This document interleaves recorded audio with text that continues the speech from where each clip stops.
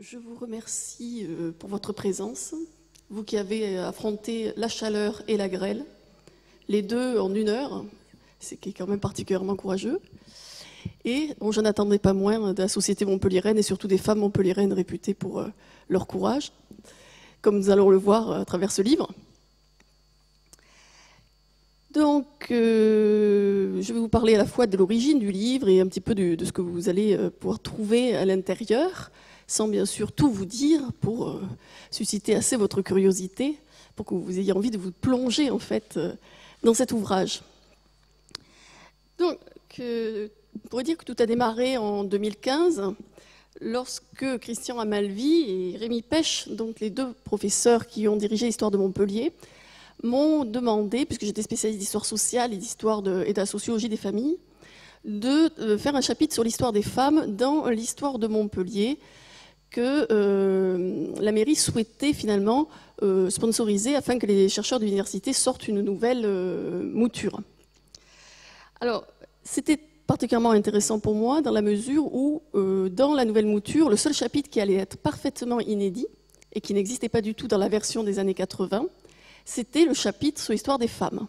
Un chapitre totalement nouveau, puisque les femmes avaient très peu de place dans le livre des années 80. Elles étaient présentes de temps à autre dans un chapitre, particulièrement dans le chapitre consacré aux religieuses, mais ça me semblait ne pas résumer toute la vie des femmes. Et donc il était important de leur donner une place particulière, et les directeurs de l'ouvrage ont souhaité que les femmes apparaissent à travers un chapitre qui vraiment matérialise leur entrée dans l'histoire de Montpellier, un chapitre qui allait du Moyen-Âge à nos jours, qui était le seul transversal de l'ouvrage, et qui finalement permettait de relire l'histoire de Montpellier au prisme du parcours des dames. Et de ce premier ouvrage est sorti finalement le livre pour lequel on est réunis aujourd'hui, puisque j'ai vite constaté que les femmes de Montpellier avaient été oubliées dans, j'allais dire, le livre des années 80, mais aussi de façon générale dans les recherches qui avaient été faites sur Montpellier. Elles étaient, comme j'ai écrit, les oubliées de l'histoire populaire comme de l'histoire savante universitaire. Il n'y avait rien, pas d'ouvrage consacré aux femmes de Montpellier, pas de synthèse. Donc finalement, le premier enjeu, c'était de faire un chapitre inédit qui synthétise, qui fasse un état des lieux des connaissances. Et une fois que j'ai rédigé ce chapitre, qui a suscité quand même de l'intérêt, l'idée est venue de publier un ouvrage, le premier, consacré exclusivement à l'histoire des femmes de Montpellier, à la fois pour leur redonner une place dans l'histoire et leur rendre hommage. Alors, le projet était original puisque c'est une demande de la mairie dans un contexte un petit peu particulier. C'est-à-dire que j'avais bien sûr envie de publier un ouvrage sur l'histoire des femmes, mais il n'est pas toujours facile de trouver un éditeur. Aujourd'hui, il faut qu'il y ait un contexte qui garantisse, on pourrait dire, une certaine diffusion. Et là, j'ai eu, on pourrait dire, une opportunité de consacrer ce livre aux femmes, puisque la mairie avait envie qu'un ouvrage paraisse au moment où il y avait un événement important à Montpellier, un événement culturel, Miss France. Donc, j'ai été assez étonnée, il faut dire, lorsque l'on m'a contacté pour, à l'occasion, quelques mois avant, en me demandant est-ce qu'on aimerait bien en fait teinter d'histoire et de culture cet événement et profiter de la médiatisation de cet événement pour parler au niveau local mais aussi national de Montpellier et de son histoire. L'idée, c'était de profiter de la médiatisation. Bon, passé l'étonnement du projet, en tant qu'universitaire, je ne m'attendais pas à ce type de requête, et je me suis dit que c'était vraiment l'occasion de sortir cet ouvrage, puisque là, tout le monde suivait, l'éditeur, la mairie, donc on avait la garantie de pouvoir sortir un ouvrage assez vite. C'était l'occasion de sensibiliser les gens de Montpellier, et bien au-delà, à l'histoire des femmes. Donc, ce livre est avant tout, même si au départ c'est une idée de la mairie qui a contacté le laboratoire et m'a contacté, c'est un livre d'histoire que j'aurais fait comme si c'était un travail universitaire. Simplement, au niveau de la recherche en tout cas, tout ce qui est dit s'appuie sur des sources historiques que je suis allée moi-même vérifier. Par contre, L'idée était de diffuser, de sensibiliser le plus grand public possible, et donc de toucher du monde par une écriture, on pourrait dire, plus grand public et pas universitaire, avec les notes de bas de page, les citations, on pourrait dire toute l'armature scientifique qui alourdit parfois le style et qui même, en tant que chercheur, nous contraint au niveau du style. Parce qu'on est obligé d'intégrer dans nos phrases des remarques scientifiques. Donc là, l'idée était vraiment d'alléger l'écriture pour faire un livre grand public qui puisse être assez aéré pour toucher le plus grand nombre. Alors, on m'a donné 7 semaines au départ pour écrire le livre. Donc, je me suis dit que ça allait être assez difficile, mais c'était un défi que je ne pouvais pas refuser. Les femmes de Montpellier valaient bien un petit effort. Et donc, bon, j'ai mis 8 semaines. Et l'ouvrage a été... parce qu'il fallait qu'il paraisse pour Miss France. Donc j'avais vraiment une ligne d'arrivée que je ne pouvais pas dépasser, sinon l'ouvrage n'avait plus de sens. Puis l'éditeur voulait qu'il sorte avant Noël aussi. Donc c'est vrai qu'il y avait tout un contexte qui a fait que j'ai été pressée dans mes recherches, mais j'y ai mis, j'allais dire, tout mon cœur et tout mon temps scientifique pour le publier. La préface est donc signée par le maire, Philippe Sorel. L'originalité du livre, c'est que le maire a souhaité me communiquer les travaux qu'il avait menés lui-même lorsqu'il faisait des études à l'université Paul Valéry, en parallèle de Nanterre. Il a fait un master 2, enfin on dirait aujourd'hui, enfin un DEA, d'histoire. Donc passionné d'histoire et en particulier d'histoire des femmes. Et il avait commencé à écrire des parties, des articles, et ils n'ont jamais été publiés. Et il m'a dit, bon, c'est tout à fait le sujet, ce serait dommage que ça reste lettre morte. Donc ces documents m'ont été communiqués. La mairie a aussi demandé à la médiathèque de me reproduire des documents originaux qui sont dans les fonds conservés ici, pour que je puisse aller un petit peu plus vite. Donc je remercie en même temps la médiathèque pour sa collaboration. Donc, c'était une usine qui se mettait en marche pour que je puisse travailler le plus rapidement possible. Donc, vous trouverez dans la bibliographie à la fin du livre, notamment les articles écrits par le maire et puis toutes les sources que j'ai utilisées. On pourrait dire que c'est la seule anicroche que j'ai fait au livre grand public. Il y a une bibliographie scientifique pour montrer que même le côté anecdotique, tout est basé sur des faits, sur des documents, et que très peu de choses est extrapolée. Parfois, la réalité dépasse la fiction. Si je ne vous disais pas que c'est écrit dans les documents historiques, vous me direz quand même, vous romancez un petit peu, vous exagérez. Donc, le but était de montrer que c'était un ouvrage sérieux et scientifique. Alors, en bonne historienne, j'étais prête à tordre le cou à cette légende, en la mettant à l'épreuve des faits. Je me suis dit, le livre Miss France oblige, on s'est dit, on va partir du thème de la légende de la Cité des Belles Dames. Donc, je me suis dit, bon, on va voir, ça va être rapide. Et en fait, j'ai été très étonnée, et la première étonnée, de voir l'abondance des documents sérieux attestant de cette, on pourrait dire de cette légende, mais surtout qui devient une réputation finalement, qui remonte au Moyen-Âge jusqu'à en gros François Truffaut, jusqu'aux les années 70. Et c'est encore quelque chose qui est même dans les mémoires aujourd'hui. Peut-être un peu moins présent, mais c'est quelque chose qui reste. Les femmes de Montpellier seraient particulièrement belles, particulièrement élégantes, et seraient surtout même les plus belles de France.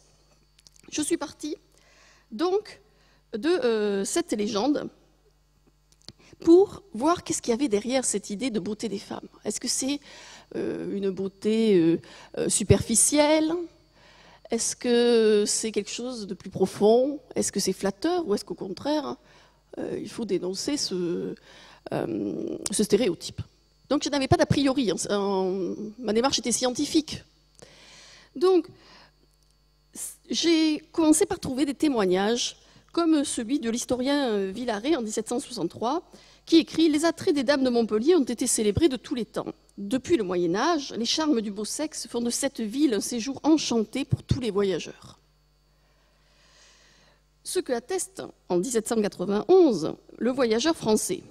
« Tout ce que vous avez pu entendre dire à la louange des dames de cette ville est exactement vrai. Je ne croyais pas qu'elle pût en offrir un si grand nombre d'aimables et de jolies. Mais je l'ai vu de mes propres yeux. Et je ne suis pas surpris que beaucoup d'étrangers assurent qu'on n'en trouve pas en France et qu'il leur soit supérieur à cet égard. » donc un texte du XVIIIe siècle. Alors évidemment, l'historien, quand il trouve un témoignage qui dit que les femmes de Montpellier sont belles ou les plus belles, on se dit c'est son avis. Quand on commence à en trouver plusieurs, on se dit c'est une réputation. Et quand c'est quelque chose qui se développe au fil des siècles, on se dit que c'est une réputation tenace et qu'on pourrait dire qui se transforme petit à petit en légende. Donc il fallait savoir à quand remontait cette réputation et sur quoi elle se reposait. Donc, dès le Moyen-Âge, les chroniqueurs rapportent combien le roi Charles VI, en 1369, aurait apprécié la beauté des dames de la ville. Le roi était jeune et l'esprit léger, peut-on lire. Il dansait et caracolait avec les fresques dames, qu'on pourrait traduire aujourd'hui par les fraîches dames, puisque c'est le mot occitan. Des fraîches dames, il caracolait toute la nuit. Il revint 2 mois après, alors que ce n'était pas prévu, et les dames et demoiselles lui plaisaient grandement bien. Et il serait même resté plus longtemps avec ses chevaliers qui appréciaient aussi le séjour auprès de ces belles dames. Mais bien sûr, ils durent repartir au combat, mais il paraît qu'ils étaient revigorés, qu'ils avaient repris du courage aux côtés de ces belles dames. Donc c'est ce que l'on trouve dans le chroniqueur Froissart du XIVe siècle. C'est quand même extraordinaire. D'ailleurs, là, les légendes, c'est le document le plus ancien qu'on ait sur cette légende. Elle remonterait donc au Moyen-Âge. Bon, Montpellier étant de la fin du Xe siècle, on est quand même proche des origines de la ville. Quelques siècles plus tard, les frères Plater, venus faire leur médecine à Montpellier, puisque Montpellier est aujourd'hui la ville de médecine la plus ancienne en Europe, encore en activité. Donc, ils ne cachent pas non plus, les 2 frères Plater, leur intérêt pour les jolies dames de Montpellier. Félix Plater se souvient de la beauté angélique de Jeanne de Sauce dans ses mémoires. Une jolie femme issue des milieux juifs, une fille de médecin, bon, c'est pas étonnant pour Montpellier, une fille de médecin montpelliérain, Pierre de Sauce, fut la future épouse du docteur Saporta. Alors, Plater nous rapporte qu'il était invité aux fiançailles de l'une des filles de son logeur, Laurent Catalan, et il rencontre, lors de ses fiançailles, plusieurs demoiselles maranes, donc d'origine juive, en particulier Jeanne de Sauce, jeune personne d'une rare amabilité, écrit-il, qui se montra si charmante avec moi à la danse et à la conversation que j'en perdis presque la tête. Donc, cette réputation, on voit bien, elle part du Moyen-Âge, elle se diffuse au XVIe siècle. On arrive petit à petit, bon, dans l'ouvrage, vous avez d'autres exemples au fil des siècles, là je vous parle des plus marquants. On peut citer, parmi les témoignages les plus marquants, Casanova, qui, contrairement à Don Juan, a existé, c'est la différence entre les deux. Et donc, Casanova a écrit ses mémoires, même s'ils sont un petit peu romancés, normalement c'est lui-même, qui raconte sa vie. Et il raconte sa romance avec celle qu'il appelle la belle Montpelliéraine, parce qu'il tait son nom, puisqu'elle est mariée, il tait son nom dans les mémoires. La belle Montpelliéraine, il l'aurait rencontrée à Dresde alors qu'elle était en séjour en 1766, et ils auraient eu une romance qui l'aurait grandement marquée. Alors, cette jeune femme, des historiens ont essayé de la trouver, et finalement, l'identité a été dévoilée dans les années 80, c'est assez récent. Il s'agit de Jeanne-Marie Latour, la femme d'un pharmacien de Montpellier, qui était donc en séjour à Dresde et qui était rentrée, suite à sa romance avec Casanova, à Montpellier. Éploré, Casanova serait venu à Montpellier exprès, sans savoir le nom de sa belle. Et il aurait fait toutes les pharmacies, sachant que son mari était pharmacien, pour la retrouver. Il raconte ça dans ses mémoires. Et il explique, elle était une des plus jolies femmes de toute la France. Alors le témoignage de Casanova, on se dit que c'était quand même quelqu'un qui s'y connaissait dans le domaine. Donc, on lui donne une certaine crédibilité, il avait pu comparer, on peut dire. Et donc, son séjour ne dure que 10 jours à Montpellier. Et il paraît que la dame était revenue auprès de son mari et qu'elle aurait voulu une amitié platonique. Et ce que Casanova aurait accepté, et il aurait même été redevable à cette dame de lui avoir appris l'amour platonique et les vertus au-delà de l'amour plus charnel. Et c'est pour ça qu'il explique que le souvenir de cette rencontre reste inoubliable pour lui, et il était important de marquer cette rencontre dans ses mémoires. Mais le livre permet de découvrir des témoignages inédits. Alors Casanova, certains Montpelliérains qui connaissent l'histoire savent que Casanova était venu à Montpellier. J'en parle un petit peu dans l'histoire de Montpellier, mais dans le livre, j'ai trouvé de nouvelles sources dans les recherches que j'ai entreprises pour le livre que je présente aujourd'hui. Et on a des témoignages inédits. Alors, par exemple, le marquis de Sade, qui venait séduire de jeunes roturières montpelliéraines à l'auberge du Chapeau Rouge, qui est au bas de la rue Pilat-Saint-Gélis. Et vous voyez, le bâtiment est encore très beau et très bien conservé. Et il aimait bien, en particulier, les roturières, les jeunes filles du peuple, les cuisinières en particulier. Et il venait, en fait, il y avait quelqu'un qui faisait la sélection. On réunissait les jeunes filles à l'auberge du Chapeau Rouge et il sélectionnait les jeunes filles qui lui plaisaient le plus pour les emmener au Luberon, dans sa propriété du Luberon. Donc, autre exemple où il explique donc dans ses mémoires, et Justine ou les malheurs de la vertu, le personnage de Justine serait basé sur une Montpelliéraine. Autre exemple d'un libertin, nous avons 3 libertins. Donc, nous n'avons pas que des libertins dans le livre, je vous rassure, mais nous avons pour le XVIIIe siècle 3 libertins célèbres.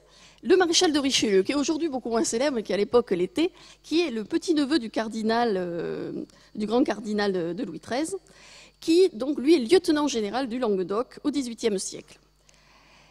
Celui-ci disait que même si on lui proposait un royaume, il choisirait de rester à Montpellier. Il le dit dans ses mémoires, hein, car nulle part ailleurs qu'à Montpellier, il ne pourrait être entouré de plus belles femmes. Donc il est vrai que quand je regarde les mémoires, notamment ceux qui m'ont été communiqués par la médiathèque, etc., et que je retrouve finalement chaque fois cette réputation des Montpelliéraines, je reste quand même très étonnée et ma curiosité est titillée pour essayer de comprendre pourquoi ces Montpelliéraines finalement se démarquent à ce point. J'ai constaté aussi que les documents ne sont pas que des documents écrits par des hommes, ce ne sont pas que des témoignages masculins. Et ça, c'est vrai que c'est important pour comprendre l'image, les représentations que l'on se fait de la femme montpelliéraine au fil du siècle. On a des femmes célèbres qui parlent des femmes de Montpellier. Madame de Sévigné, Mademoiselle de Montpensier, cousine de Louis XIV et petite-fille d'Henri IV, qui trépignait d'impatience à l'idée d'aller au bal à Montpellier, parce qu'elle voulait voir d'elle-même ces jeunes femmes dont la réputation était connue jusqu'à la cour de France. Donc, ce témoignage aussi dans les mémoires de Mademoiselle de Montpensier était particulièrement intéressant, puisqu'elle n'avait aucun intérêt, finalement, elle n'était pas montpelliéraine, à continuer à diffuser cette réputation. D'ailleurs, à la même époque, donc au début du XVIIIe siècle, Madame du Noyer tenait ces propos étonnants. On n'a jamais rien vu de si aimable que les femmes de Montpellier. Les plus laides ont des agréments à se faire suivre. Jugez ce que ce doit être des belles dont il y en a bon nombre. J'ai trouvé ce témoignage particulièrement intéressant. Montpellier est donc une ville où même les moins belles sont plus belles qu'ailleurs. C'est quand même extraordinaire. Et vous verrez d'ailleurs qu'il y a certains passages qui portent à sourire. Quand ça a été écrit, ce n'était pas fait pour. Mais aujourd'hui, ça nous fait bien sourire. On retrouve bien sûr des Montpelliéraines célèbres pour leur beauté, telle Jeanne de Gévaudan, la scandaleuse maîtresse du cardinal de Bonzy, devenue comtesse de Ganges, dont vous avez sûrement entendu parler. Il était l'homme le plus puissant en Languedoc à la fin du XVIIe siècle, et il fit construire un hôtel particulier, un des plus beaux, on disait, du sud de la France, qui est aujourd'hui l'hôtel de la préfecture. Donc la partie 17e qui a été conservée, c'est l'entrée place Chabanot. On voit bien que la partie est plus ancienne, sinon c'est la préfecture du 19e siècle, place de la préfecture. Mais le côté, place Chabanot, correspond à l'hôtel 17e de l'hôtel de Ganges d'ailleurs. On l'appelle sur les documents anciens l'hôtel de Ganges. L'entrée était de ce côté. Et justement, c'est bien la place Chabanot qui fit débat à cette époque-là, puisque au moment de la construction de cet hôtel particulier, il y eut un scandale, puisque place Chabanot, il y avait eu le premier temple protestant qui avait été détruit lors de la reconquête catholique et l'interdiction du protestantisme après l'édit de Nantes. Il y avait donc destruction du temple et reconstruction d'un édifice religieux avec surtout une belle croix. Et le cardinal de Bonzy a demandé ce qu'on déplace la croix pour que l'entrée soit plus aisée pour sa maîtresse dans son palais. Donc vous imaginez qu'un cardinal qui demande à l'évêque du lieu de modifier le placement d'une croix, bon, ça fait jaser. Et on a toute une littérature un peu satirique sur le sujet. Pour sauver les apparences, Bonzi comprend qu'il faut marier sa maîtresse. Donc il choisit le comte de Ganges. Et Madame du Noyer nous dit à son propos, il s'agissait d'un époux complaisant, résolu à ne rien voir. Donc il l'avait sélectionné. Mais la situation n'est plus tenable pour l'époux. Il est chansonné, on a les documents, on a les caricatures, on pourrait dire, les pamphlets de l'époque, etc., les écrits satiriques qui se moquaient du mari.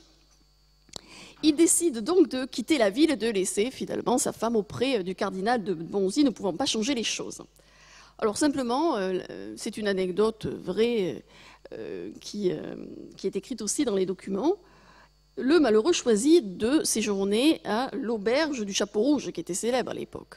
Alors évidemment, l'auberge du Chapeau Rouge, le Chapeau Rouge comme le chapeau du cardinal, il n'en fallait pas plus pour que les auteurs de pamphlets satiriques recommencent à se moquer de lui, et ça n'a fait qu'attiser les railleries à ses dépens. L'affaire prend un tour politique en 1685, quand l'intendant Baville va finalement utiliser la romance du cardinal et de la belle pour gâter, comme ils disent, le cardinal la réputation du cardinal auprès de Louis XIV. Il faut dire, Louis XIV, après sa vie dissolue, à la fin de sa vie dissolue, donc avait rencontré Madame de Maintenon et avait décidé de se convertir à la vertu. Malheureusement pour le cardinal de Bonzi. Donc l'intendant Baville, voulant prendre, on pourrait dire, le pouvoir au niveau de la région, dénonce le cardinal auprès de Louis XIV, qui du coup tombe en disgrâce. Et finalement, la grande histoire rejoint, la petite histoire rejoint la grande, puisque c'est la fin, on pourrait dire, des grands seigneurs en Languedoc. C'est le dernier grand seigneur. Ensuite, donc Baville, qui est intendant du roi, représentant du roi, va avoir le pouvoir comme tous les autres intendants. On pourrait dire que c'est un recentrage du pouvoir, puisque les intendants sont directement les représentants du roi. Alors que le cardinal de Bonzi, même s'il connaissait le roi, avait une certaine indépendance. On pourrait dire que c'était les restes de la féodalité. C'est les derniers grands seigneurs qui avaient encore une importance, notamment dans le Midi, qui était attaché à une certaine autonomie vis-à-vis de Paris. Donc finalement, lorsqu'on lit, on part de Destin de femme et on se rend compte qu'elle est au cœur d'un scandale qui allait marquer un tournant dans l'histoire de l'équilibre des pouvoirs en Languedoc. C'est aussi ça qui est intéressant, de voir que les femmes sont au cœur de l'histoire. Autre exemple de femme qui a marqué l'histoire et qui est présente à Montpellier, il s'agit d'Albine Vassal, comtesse de Montholon. Alors j'en parle aussi un petit peu dans l'histoire de Montpellier, mais je développe son histoire dans ce livre. Il s'agit de la dernière conquête de Napoléon, qui avait suivi Napoléon donc avec son mari sur l'île de Sainte-Hélène en 1815. Elle serait tombée donc sous le charme de l'empereur. Elle aurait eu même une fille, on pense, avec lui, qui serait morte rapidement. Et ensuite, elle aurait quitté l'île de Sainte-Hélène et pour venir se repentir à Montpellier, où elle avait des attaches familiales anciennes. Elle serait redevenue dévote et elle est morte en 1848 et elle serait revenue donc à la religion. C'est pourquoi elle repose aujourd'hui dans la crypte de la chapelle des Pénitents Bleus, rue des Étuves. Alors, aujourd'hui, elle n'est plus visible. On ne peut plus voir sa dépouille parce que le caveau a été scellé. Et d'ailleurs, elle repose aux côtés de son arrière-petite-fille, et bon, ça c'est pour l'anecdote, Madame Sabatier d'Espérance, qui a été assassinée, victime d'un fait divers. Son employé aurait perdu la tête et l'aurait assassinée de 12 coups de couteau, sa femme de chambre. Donc, et elle avait obtenu le droit d'être, comme elle avait fait réparer la crypte, elle avait obtenu le droit d'être enterrée, le droit exceptionnel d'être enterrée aux côtés de son aïeul. Donc, finalement, triste histoire de ces générations de femmes dans cette famille, qui reste encore présente. Son souvenir reste présent justement aussi parce qu'elle est enterrée ici. Donc c'est quelque chose que les livres d'histoire ont continué à mentionner. C'est un rare exemple de femmes de Montpellier qu'on continue à mentionner dans les livres. Alors, à l'opposé total au niveau des mœurs, nous avons au XIXe siècle Madame Gaston Basile.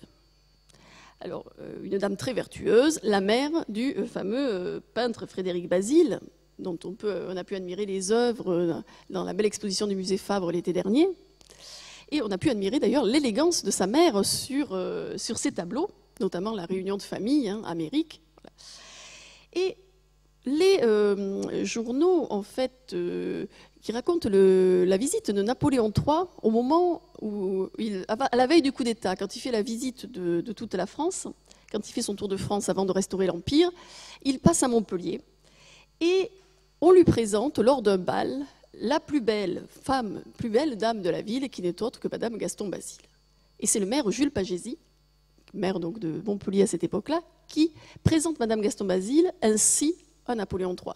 Comme quoi cette thématique est quelque chose qui revient à Montpellier et qui est présente vraiment dans les documents, même des documents là où c'est le récit officiel du séjour de l'empereur. Et on continue à trouver des documents. Au début du XXe siècle, on a Valérie Larbaud, qui est connue pour son éloge des Trois Grâces. Mais quand on lit l'éloge des Trois Grâces, ce n'est pas simplement des Trois Grâces dont il parle. Il faut lire toutes les phrases bien, avec beaucoup d'attention. Il dit que les Trois Grâces sont des naïades, les trois plus belles femmes de la ville. Et il rajoute, et ce n'est pas peu dire. Tout est là, dans cette phrase. Dans la fin de la phrase, il y a les 3 points de suspension. C'est-à-dire qu'il y a bien les Trois Grâces, mais surtout, toutes les autres dames, enfin, il y a beaucoup de jolies dames à Montpellier, c'est ça qu'il veut nous dire. Donc, on voit bien que lui-même avait remarqué, c'est peut-être pour ça qu'il appréciait beaucoup la ville aussi, ça, il ne nous le dit pas clairement. Et bien sûr, vous trouverez bien d'autres témoignages, mais je ne veux pas aujourd'hui ne pas vous faire une allusion à François Truffaut, qui consacre le mythe montpelliérain par le 7e art. Comme il l'a confié lui-même, pour l'homme qui aimait les femmes, il a choisi Montpellier en raison de la réputation des Montpelliéraines. Il estime d'ailleurs que cette réputation a une certaine réalité, puisqu'il a constaté la beauté des femmes de Montpellier. Donc, c'était un choix assez naturel, visiblement, pour lui. Et pour donner la réplique à l'acteur Charles Denner, Truffaut choisit, bon, c'est la nouvelle vague, donc il y a une certaine originalité au niveau de la création cinématographique. Il choisit de mélanger, au niveau du casting, des actrices professionnelles et des actrices non professionnelles, des Montpelliéraines qu'il aurait sélectionnées. L'originalité, c'est que ce ne sont pas que des femmes qui font de la figuration, ce qui est courant de prendre des figurantes dans le lieu où on tourne un film. Mais là, elles vont avoir des rôles, et même des rôles importants dans le film. Donc on a Brigitte Fossé, Nathalie Baye, Leslie Caron, qui sont des célébrités à l'époque. Mais à côté, on a des seconds rôles qui sont tenus par des Montpelliéraines, qui n'étaient pas du tout actrices. D'ailleurs, ils voulaient des vraies Montpelliéraines, pas qui surjouaient. Ils voulaient qu'elles soient des Montpelliéraines comme elles sont au quotidien. Il y a, par exemple, je ne vais pas toutes vous les citer, bien sûr, il y a Chantal Beau, qui est inscrite à une école d'infirmière et qui est sélectionnée pour jouer la jeune femme que Bertrand Morane, donc le héros, aperçoit de l'autre côté de la rue Foch. Or, c'est à ce moment qu'il est séduit par son allure et qui traverse la rue Foch sans regarder. Et il est renversé. Il est donc hospitalisé, il est soigné, pour ceux qui ne connaissent pas le film par cœur, hein, je rappelle. Hospitalisé, il est soigné par une infirmière qui est à nouveau Chantal Beau. Alors ça, originalité aussi, elle joue 2 rôles. Mais il y a une symbolique derrière. Puisque, voulant la toucher, il est de nouveau séduit. Elle représente finalement la Montpelliéraine qui séduit le héros. Voulant la toucher, il tombe de son lit. Cette fois, il ne s'en remettra pas. Morane, le héros, est tombé littéralement mort pour l'amour d'une vraie Montpelliéraine, puisque malheureusement, il restera sur ce lit d'hôpital. Autre exemple, il s'agit de Nadine Roche. Alors là, elle ne joue pas directement dans le film, mais par contre, c'est elle qui est sélectionnée dans un cours de danse à Montpellier pour prêter ses jambes pour la fameuse affiche. Vous savez, l'affiche où on voit les jambes, et d'ailleurs, dans le film, il y a des prises où l'on voit simplement les jeunes femmes se déplacer, et on ne voit que leurs jambes et les jupes virevoltées. Je ne sais pas si vous vous souvenez de ces plans de Truffaut. Et Truffaut explique, notamment en citant les exemples des Montpelliéraines, « Les jambes des femmes sont des compas qui arpentent le globe terrestre en tous sens, lui donnant son équilibre et son harmonie. » Donc il s'agit d'un hommage aux femmes, et un hommage aux Montpelliéraines, finalement, à travers ce film. Donc la beauté des Montpelliéraines, je l'ai constatée avec cet ensemble de documents que j'ai sélectionnés. C'est un mythe, sûrement. Il y a une grande partie romancée. Mais c'est une réputation qui se base sur des faits historiques. Comme je vous l'ai dit, si c'était quelques personnes, on pourrait se dire c'est juste des gens qui, à un moment donné, apprécient les Montpelliéraines. Mais non, c'est quelque chose qui, finalement, qui est constant du Moyen-Âge au XXe siècle. Donc, premier résultat étonnant. Autre résultat étonnant, les Montpelliéraines sont surtout connues pour la grâce et l'élégance, et pas seulement pour leur trait physique. Ils expliquent même qu'on peut trouver des jeunes femmes plus jolies au niveau esthétique. Mais c'est la grâce et l'élégance. L'élégance à la fois vestimentaire et l'élégance dans la... comment on pourrait dire, dans la façon d'être, dans la façon de se mouvoir, etc. Une élégance naturelle, une allure en fait. Et ça, c'est quelque chose qui ressort, c'est-à-dire qui précise chaque fois les sources. Ils disent oui, elles sont belles, mais elles sont surtout élégantes et gracieuses. Dans la vie des Trois Grâces, c'est quand même significatif. Les voyageurs français étrangers, j'ai épluché des récits de voyage depuis l'époque moderne jusqu'au XIXe siècle, et les témoignages se multiplient, la grâce, l'élégance. On parle aussi de leur naturel, qui tranche un peu avec les Parisiennes, un peu trop sophistiquées à leur goût, et leur esprit enjoué, c'est-à-dire un côté avenant. Alors, on les compare, alors là, il y a des passages savoureux, on les compare à l'Avignonnaise, la Marseillaise, l'Arlésienne. Il y avait toute une typographie, une sociologie. Puis au XIXe siècle, le développement des sciences de physionomie, les sciences de la sociologie, l'anthropologie, ce qui fait qu'on a des traités de description de femmes où on nous explique quel est le type de femme en fonction du lieu. L'Arlésienne, elle est d'origine romaine, la Marseillaise, sa beauté est d'origine grecque, etc. Donc c'est très étonnant, avec le regard d'aujourd'hui, de lire ces traités qui sont quasiment des traités scientifiques et qui essaient de comprendre finalement l'origine de cette beauté montpelliéraine. Et surtout que cette beauté montpelliéraine n'est pas propre à la haute société. On a les fameuses grisettes de Montpellier, qui sont connues encore aujourd'hui et qui sont réputées, et leur charme naturel et leurs jolis costumes ne laissent personne indifférent. Les visiteurs, immanquablement, finissent le passage qu'ils consacrent à Montpellier, dans leur récit de voyage, ils finissent par les grisettes et leurs costumes. C'est quelque chose qui est pratiquement récurrent. Chaque fois, je cherchais le passage sur les grisettes. Il va forcément nous en parler. Bon. Et alors, la grisette, ce n'est pas un type féminin propre à Montpellier. Il y a des grisettes dans toutes les grandes villes, notamment les villes où il y a des manufactures un petit peu industrielles, à partir du XVIIe siècle. Lorsqu'on regarde dans les dictionnaires, il s'agit de jeunes femmes vêtues d'une étoffe grossière, grise et de peu de valeur, d'où le grisé, qui est cette étoffe, et le nom de la grisette. Mais dès le XVIIe, XVIIIe, la Montpelliéraine se distingue par son élégance. Elle ne porte plus, on pourrait dire, le grisé, ce côté austère de mauvaise qualité, mais plutôt de belles étoffes. On les remarque pour leurs belles étoffes, leurs bijoux, leur élégance, etc. Alors que ce sont des femmes issues du peuple. On dit que c'est un statut un peu intermédiaire.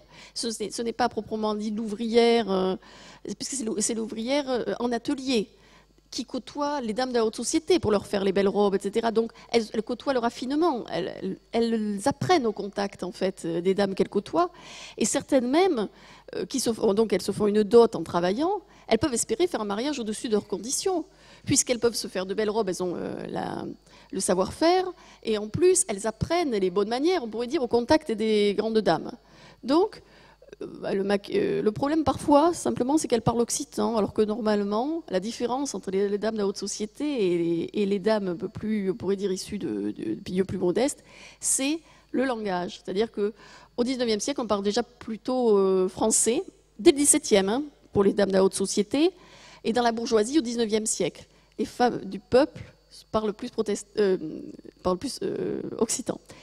Mais globalement, c'est un exemple intéressant pour l'histoire des femmes parce que c'est une ascension sociale par le travail et par le mariage. C'est-à-dire le travail permet la dot, qui permet un meilleur mariage, et le métier lui-même permet une ascension sociale, une éducation, une transmission finalement entre femmes, des femmes de la haute société, pour celles qui étaient bien sûr qui côtoyaient le plus au quotidien les dames de la haute société, ça permettait finalement de bénéficier d'une éducation.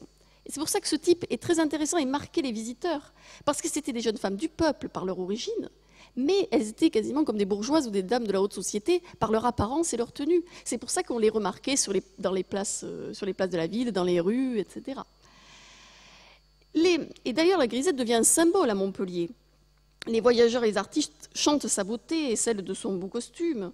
On la voit, les lithographies sont très nombreuses, les lithographies du 19e siècle, des artistes connus qui viennent représenter, on pourrait dire, presque une image d'Épinal maintenant. C'est les grisettes devant une fontaine, par exemple place Chabanot, ou place de la Canourgue, ou devant les Trois Grâces pour les lithographies du 19e. On a des chants, on a des tableaux, etc. Alors, il est vrai que ces jeunes femmes sont, on l'a dit, ont un tonnerre enjoué, sont avenantes. Mais on fait attention, parce que la grisette n'a pas très bonne réputation dans les autres villes, surtout à Paris. À Montpellier, on parle d'honnête coquetterie. Et des auteurs défendent leur vertu en disant qu'il s'agit d'une sage coquetterie, c'est-à-dire elles ne vont, on pourrait dire, pas plus loin que la compagnie agréable. On est loin finalement de la Fantine des Misérables de Victor Hugo, grisette montpelliéraine par excellence, qui arrondit ses fins de mois en sacrifiant sa vertu, malheureusement. Donc on a un type de grisette apparemment un peu différent à Montpellier. Là, donc ce n'est pas qu'une légende, cette beauté montpelliéraine. Visiblement, c'est quelque chose qui est observé et qui a besoin d'être expliqué, on peut dire, par des outils, par une réflexion historique, au-delà de l'anecdote. Pourquoi les femmes de Montpellier sortent du lot? Qu'est-ce qui explique qu'elles ont nourri cette réputation?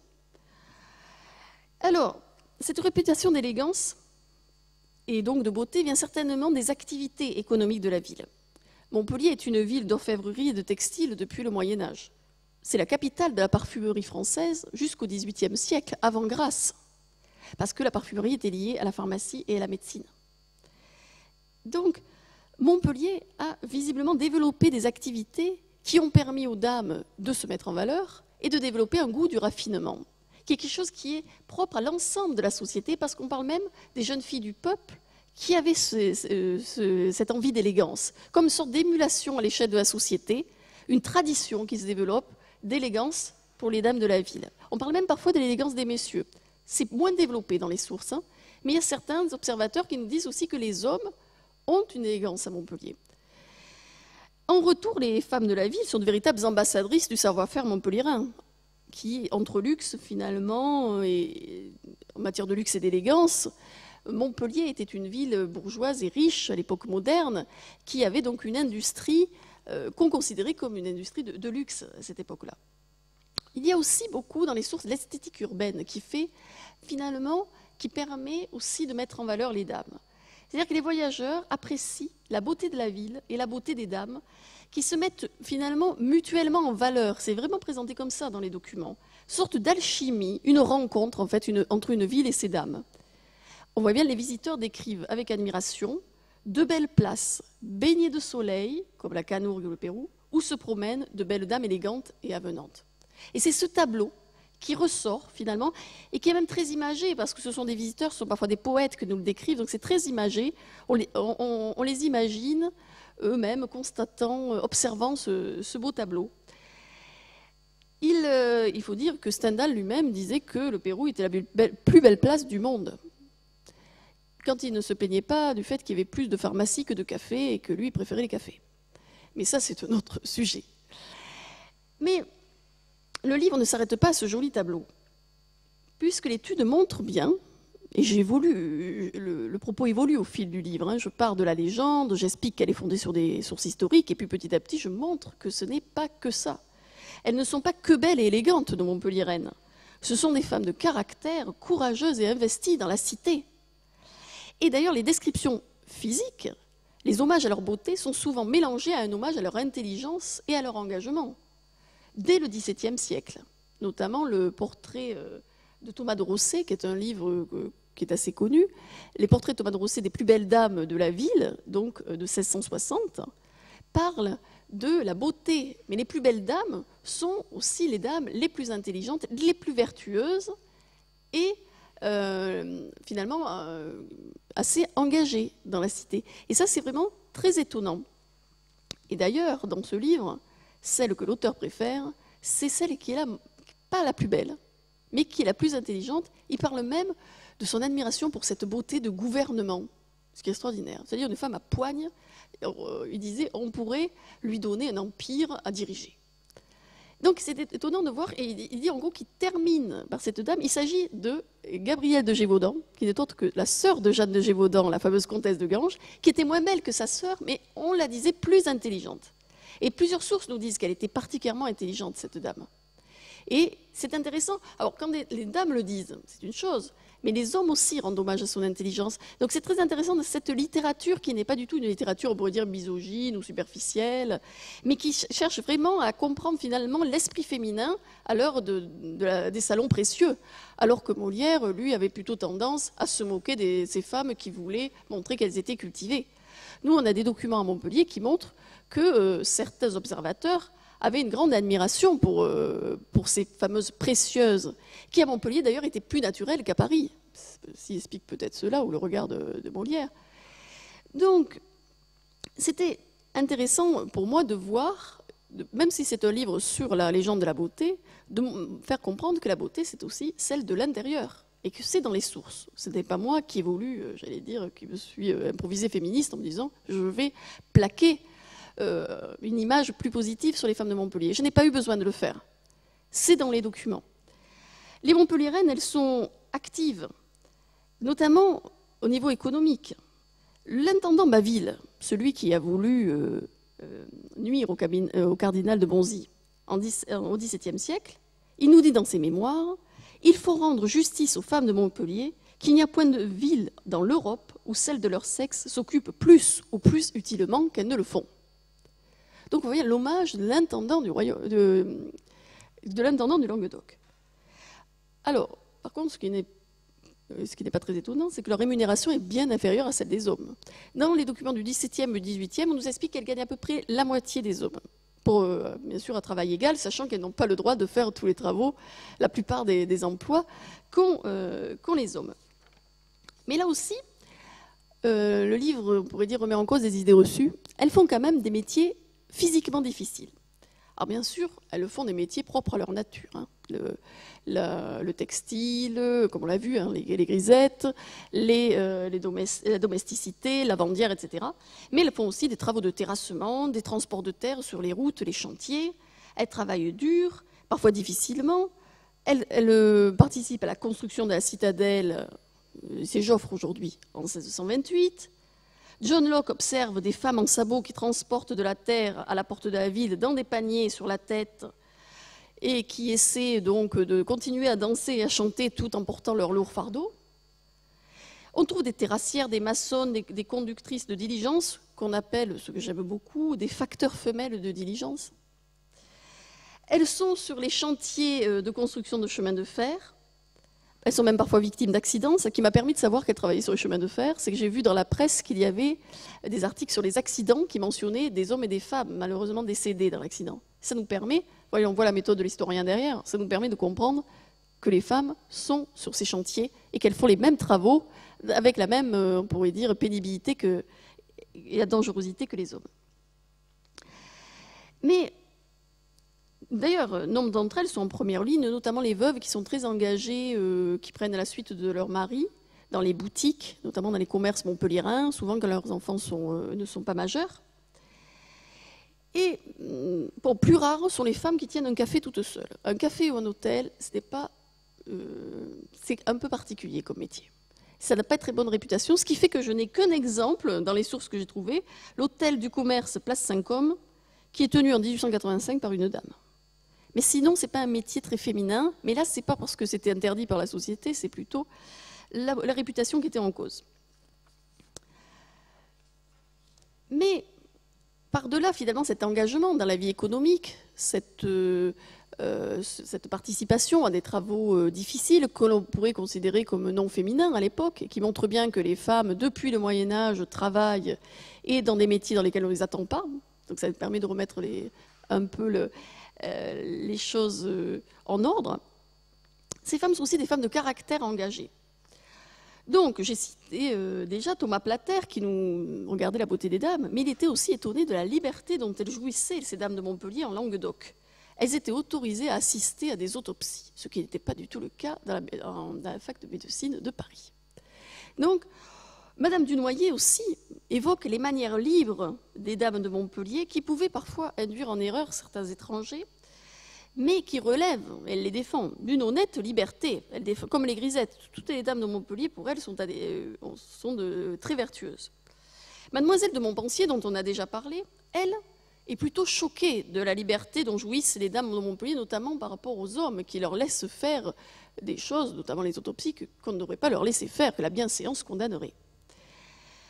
Donc il y a Thomas de Rosset au XVIIe siècle et ses fameux portraits, avec celui de Gabriel de Gévaudan. On a aussi, plus étonnant, le maréchal de Richelieu, libertin, dont on a déjà parlé au XVIIIe siècle, qui dit dans ses mémoires que les femmes de Montpellier ont plus que la beauté, elles ont de l'esprit.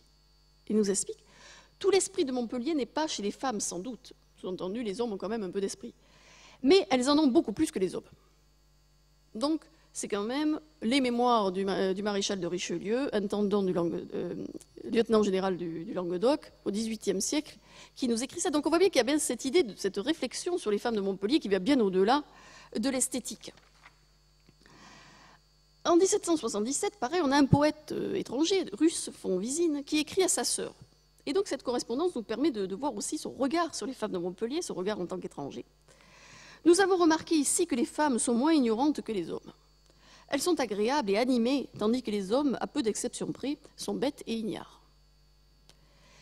Donc, là, on voit bien se développer une littérature quasiment pré-féministe, dès le XVIIIe siècle, où non seulement on nous fait l'éloge des femmes de Montpellier, de leur esprit, de leur intelligence, de leur caractère, mais ça va au-delà, on les compare aux hommes, et c'est là où on tombe, on pourrait dire, dans le pré-féminisme, c'est qu'on les compare aux hommes. Et on explique que finalement, elles sont plus efficaces que les hommes et qu'il faudrait peut-être rééquilibrer la balance. C'est quand même très intéressant, ce sont des témoignages écrits par des hommes au XVIIIe siècle. Et on a l'encyclopédie morale du XIXe siècle qui renchérit en disant les femmes, donc au XIXe siècle, les femmes suppléent par l'activité et l'économie à l'indolence et la prodigalité de leurs maris. Donc chaque fois, les maris en prennent pour leur grade.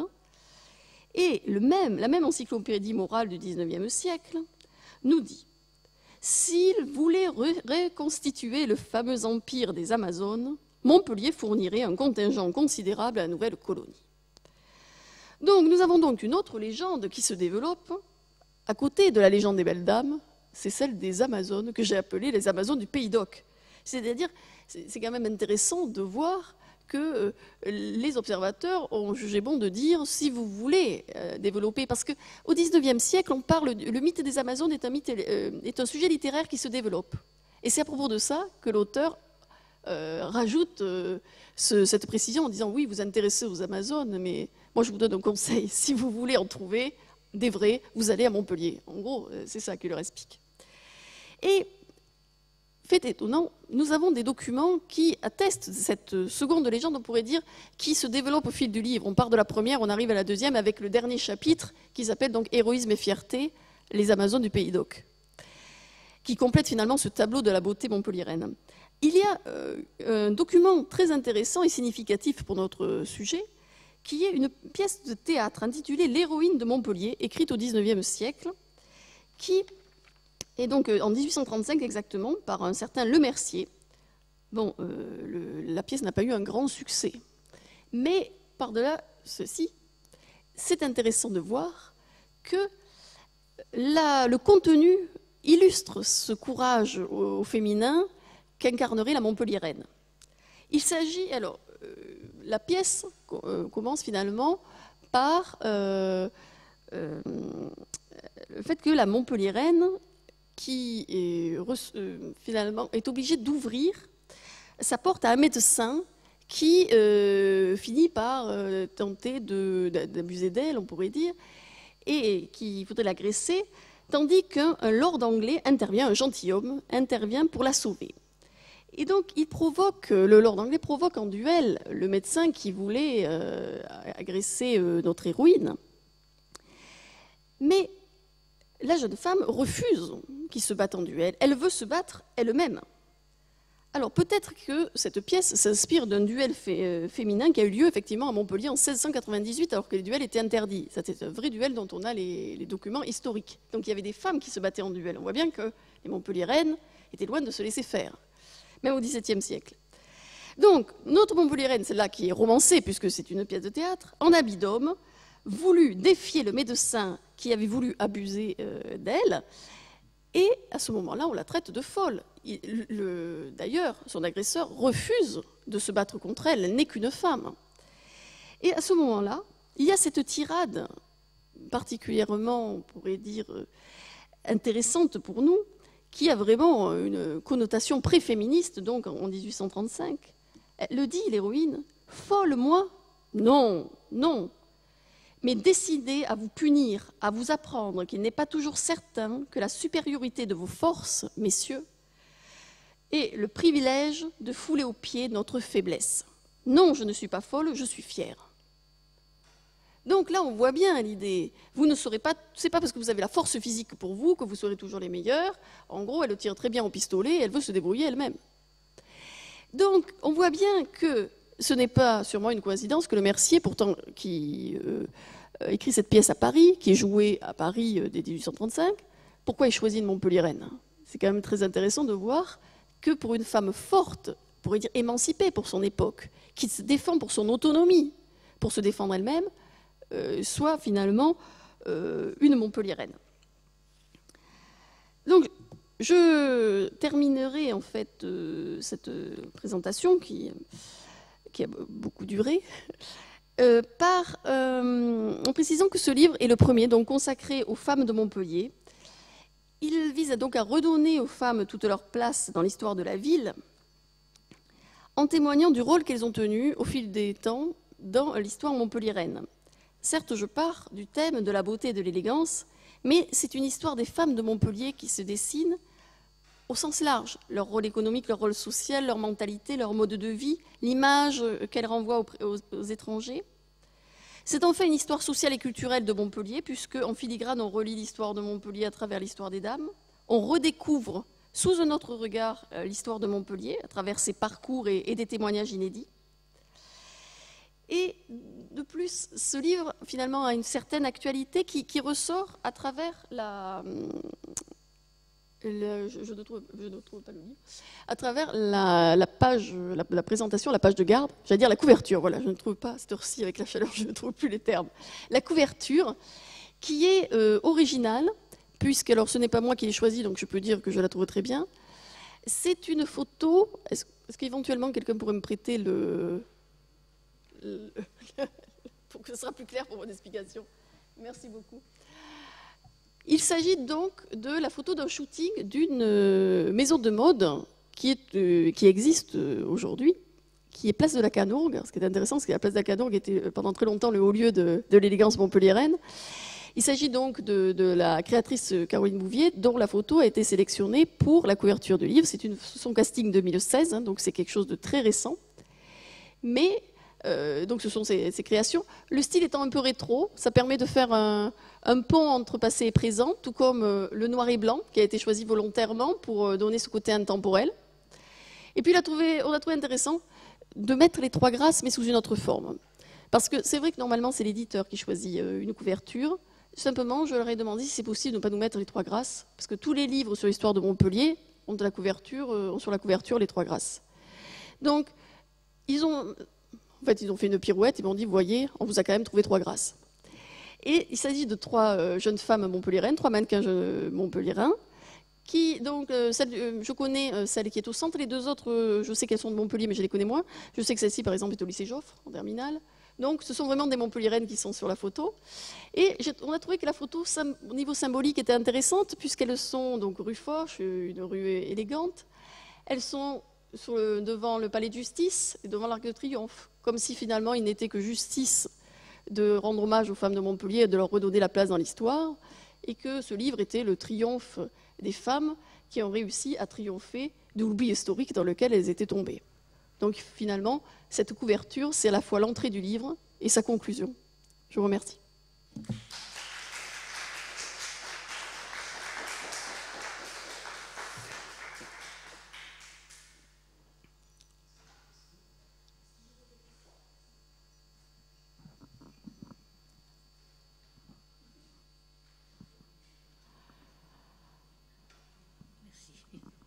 Bien. Voilà, j'ai écouté très soigneusement votre exposé. Maintenant, il y a quand même quelque chose qui me gêne un peu. C'est que toutes ces femmes, Oui. Elles évoluent sous le regard des hommes. Oui, alors, vous avez raison. Voilà, ils sont toujours là. Elles sont belles, mais aussi elles sont riches, elles ont de l'argent. Montpellier est une ville riche. Elles ont l'éducation et elles ont aussi un bon mari. Donc elles ont là je ne sais pas, même si elles sont quelques-unes, arrivent à être autonomes, dans l'ensemble elles évoluent sous ce regard et c'est peut-être un peu gênant. Mais aussi c'est peut-être pour cette raison que les femmes dans Montpellier n'ont pas beaucoup de noms de rue. Oui. Voilà. Ça, c'est une autre histoire. Alors, c'est vrai que, bon, pour répondre par rapport aux sources, j'ai essayé de trouver des sources féminines. J'en ai trouvé, donc ça m'a permis quand même de rééquilibrer ma documentation. Mais la majorité des documents sont bien sûr des documents d'origine masculine, parce que les visiteurs étaient plutôt des hommes. On a quelques femmes qui se déplacent seules, mais c'était plutôt des hommes. C'était pourquoi? Parce qu'on venait à Montpellier pour les études, donc c'était des jeunes gens étudiants, en médecine notamment. Donc les dames n'allant pas à l'université à cette époque-là, c'est forcément des jeunes hommes qui venaient à Montpellier pour étudier. On a aussi des pasteurs qui viennent, qui témoignent, parce que Montpellier est une place forte protestante, connue pour son histoire protestante. On a des ecclésiastiques qui veulent se rendre à Avignon. On a des commerçants, mais c'est plutôt des hommes qui se déplacent. Donc, c'est lié aussi au type de documents que l'on peut avoir, du type de témoignages et du type de visiteurs qu'on pouvait avoir. Parce que c'est quand même plutôt les visiteurs. On a des témoignages de Montpelliérains, mais c'est souvent des visiteurs qui racontaient leur voyage et qui témoignaient de l'image qu'ils avaient des femmes de Montpellier. Mais c'est pour ça que j'ai signalé, alors il y en a d'autres, je n'ai pas cité toutes les femmes que j'ai étudiées, je ne les ai pas toutes citées aujourd'hui. Mais il y a des documents écrits par des femmes qui sont précisés dans l'ouvrage.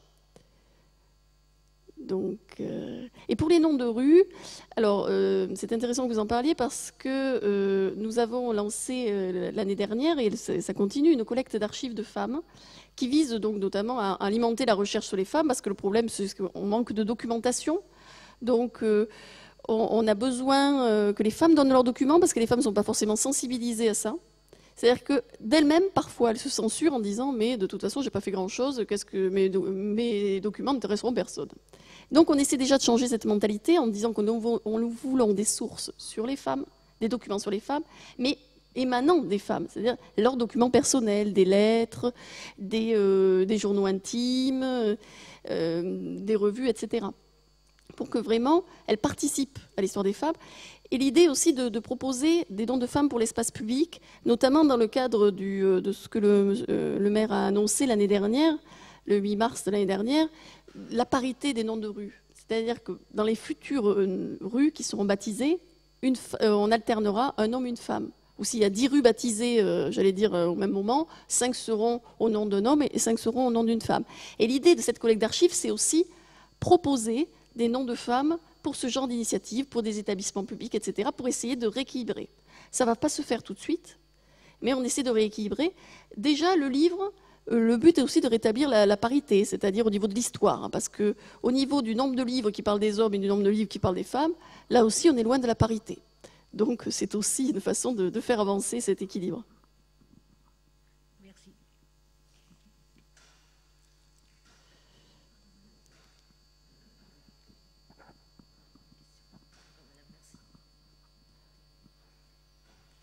Merci. Non, ce n'est pas vraiment une question. Vous parliez de Valérie Larbaud. Je pensais que peut-être on pouvait signaler une très jolie nouvelle de Larbaud qui s'appelle, je crois, Eliane à 14 ans, que vous connaissez, je pense. Et Eliane à 14 ans, ça se passe dans le square Planchon, le square qui est devant la gare, qui a été le premier jardin public. Maintenant, il est un peu moins poétique comme environnement. Et Eliane a 14 ans, c'est ça, c'est Larbaud, ébloui par une jeune fille inconnue dont il imagine les pensées, les élans et qu'il rencontre dans ce square. Et donc une très jolie jeune fille locale. Et puis, tout à fait dans un autre style, je ne sais pas si vous en parlez, je n'ai pas encore lu votre livre que je viens d'acquérir. Parmi les femmes qui ont parlé des femmes, je sais qu'il y a eu une biographie de Josette Clotis, qui est née à Montpellier. Et Josette Clotis était la maîtresse de Malraux, la mère de ses 2 fils. Alors, elle n'a pas passé sa vie à Montpellier, mais comme vous le dites, à Montpellier, on est souvent de passage, et qui était très jolie. Et qui était également pas du tout dans le genre de Malraux, mais une littératrice, puisqu'elle a écrit, je crois même qu'elle avait eu un prix, enfin elle a entamé une carrière dans la littérature, après elle a été quand même dans l'ombre de Malraux. Mais c'est une femme qui a parlé d'elle, qui a écrit sa vie. Voilà, d'accord, mais c'est très gentil. Pour Josette Clotis, j'avoue que je ne connaissais pas, je ne savais pas qu'il y avait des choses sur elle. Et par contre, pour Valérie Larbaud, on a tendance souvent à parler de son hommage aux 3 grâces, et il faudrait peut-être aussi parler des autres documents, des autres écrits. Vous avez parfaitement raison, il faudra l'intégrer la prochaine fois. C'était un ardent amateur de Montpellier, du climat, des hôtels Ah oui. en tout bien tout honneur, et des parcs et des jardins. Tout à fait.